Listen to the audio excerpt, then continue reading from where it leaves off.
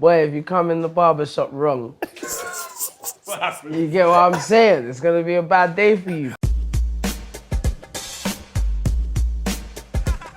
Music, fashion, and art have always influenced each other. If I go to New York in the 80s, I'm telling you, boys were out here b-boy dancing on a mad thing in these Puma suedes. All three worlds are heavily intertwined, and no more so than in hip-hop.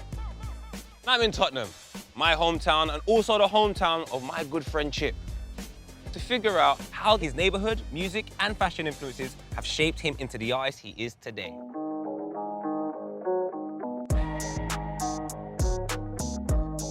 Now, Chip, tell us some of the things that you would have been listening to in the house, my brother, because you are a very, very, very soulful brother. Them days there, man, had the plats and that. You get, I'm saying, couple channels on your thing, little MTV and that. And my dad just had bare vinyl, so a lot of the, he used to listen to a lot of Earth, Wind and Fire, James Brown. A lot of soul and reggae was my earliest influences in music. The first time I actually touched mic, but I didn't touch a mic, it was just like, I think it was Pied Piper ringtone on like, you remember the phone that was like a pair? It was in this park, you know what I'm saying? The older guys was MCing in a circle, and I'm just seeing the admiration in people's faces when someone's MCing.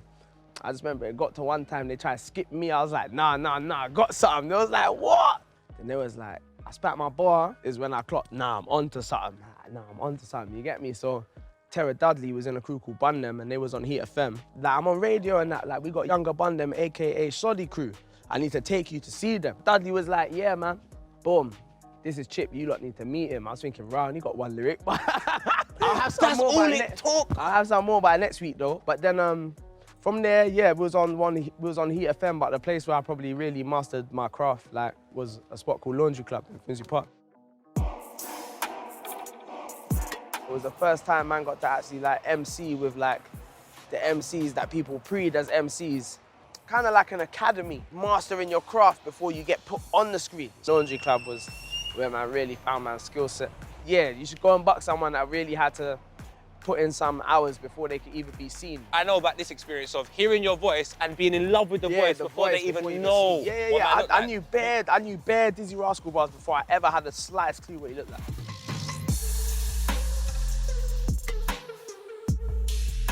How long you teen on the Since I was about, probably 15 years now, since I was about 15. You get me? One time my brother came through, his hairline was looking crazy. I'm like, yo, where you going? He's like, yo, I got one guy, like, trust me, like, Finsbury Park Thomas, he's hard. I went down there, I ain't looked back since. Like, what sold me with T was he was like, roughly like, man's age group. You know, like barbers always some old man just having some long chat while he's doing your trimming that. He was proper on it, like, focused, you get me? When I come out the chair, I was like, ooh. Went school the next day, it was big feedback. The trim had to get feedback.